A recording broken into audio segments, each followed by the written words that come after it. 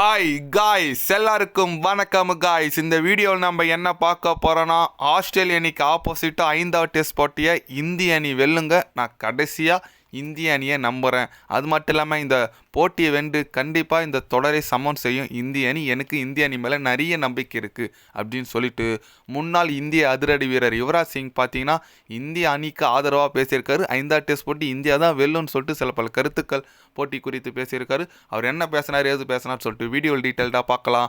அதுக்கு முன்னே நீங்கள் நம்ம சேனலுக்கு புதுசாக வந்திருந்தீங்கன்னா ஒரே ஒரு சப்ஸ்கிரைப் மட்டும் பண்ணிவிட்டு வாங்க, வீடியோக்குள்ளே போகலாம். ஆமாங்க, யுவராஜ் சிங் அவர் என்ன சொன்னாருன்னு கேட்டிங்கன்னா, 5வது டெஸ்ட் போட்டி ரொம்ப எதிர்பார்ப்பு இருக்குது. ஏன்னா இந்திய அணி நீங்கள் ஈஸியாக எடுத்துக்காதீங்க. கண்டிப்பாக அவங்க பேட்ஸ்மேன் கொஞ்சம் ஃபார்ம் அவுட் இருக்கிறனால தான் இந்திய அணி இந்தமாரி மோசமான கிரிக்கெட் விளையாடுறாங்க. கண்டிப்பாக இந்திய அணி மேலே எனக்கு நம்பிக்கை இருக்குது. ஏன்னா கடந்த 6 வருஷமாக இந்தியா ஆஸ்திரேலியா இந்தியா வீழ்த்திய டெஸ்ட்டில் இதே ஒரு பெரிய ரெக்கார்டு தான். அதனால் இந்திய அணி அவ்வளோ சீக்கிரம் ஈஸியாக எடுக்காதீங்க. கண்டிப்பாக 5வது டெஸ்ட் போட்டி இந்திய அணி வெல்லும். என் பும்ரா பார்க்கறது எனக்கு ரொம்பவே அற்புதமாக இருக்குது. இந்த மாதிரி ஒரு பந்து வீச்சாளர் இந்திய அணியிலே ஆஸ்திரேலியாவுக்கு எதிராக போகிறது என்னை பார்க்க மகிழ்ச்சியாக இருக்குது, ரொம்ப பெருமையாக இருக்குது. கண்டிப்பாக இந்திய அணி இந்த வாட்டி விட மாட்டாங்க. இந்த போட்டியை வென்று இந்த சீரீஸை லெவல் செய்வாங்க அப்படின்னு சொல்லிட்டு யுவராஜ் சிங் நமக்கு எப்படி சொல்கிறது, இந்திய அணி முன்னாள் இந்திய அணி வீரர் இந்திய அணிக்கு ஆதரவாக பேசியிருக்காரு. எஸ், அவர் சொல்கிறது கரெக்டு தாங்க. பட் இந்திய அணி ஒன்றுமே பண்ண மாட்டாங்க. இப்போ கூட மேட்ச் பார்த்தீங்கன்னா இந்திய அணி 67-68க்கு 3 விக்கெட்டு ரிஷப் பண்ட் விராட் கோலி தான் ஆடிட்டு வந்துட்டு இருக்காங்க. டாஸ் வின் பண்ணி இந்தியா தான் பேட்டிங் ஆடி இருக்கு. இப்போ கூட ஒரு ஒஸ்டான பெர்ஃபார்மன்ஸ் தான் காட்டுறாங்க. அந்த கில் இருக்காரு, இந்த ஃபஸ்ட்டு செக்ஷன் லாஸ்ட்டு பால் நர்தர் லைன் போகிறார். ஏன் ஏறணும், அழகாக நின்று டிஃபென்ஸ் வச்சிட வேண்டியதானே. ஏறி போய் அவுட் ஆகி போட்டார். ரொம்ப ஒரு வருத்தமாக போச்சு. 3 விக்கெட் ஃபஸ்ட்டு செக்ஷன்லேயே இந்திய அணி விட்டாங்க.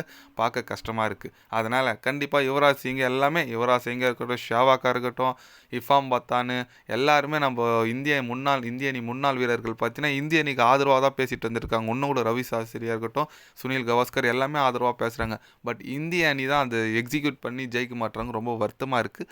ஓகே, பரவாயில்ல விடுங்க. இந்த போட்டியில் வேறு பும்ரா தான் கேப்டன். மீண்டும் ஃபஸ்ட்டு டெஸ்ட்டு கேப்டன் பண்ணார். அடுத்து பார்த்தீங்கன்னா 5th டெஸ்ட்டில் இப்போ அவர் கேப்டன் பண்ணுறாரு.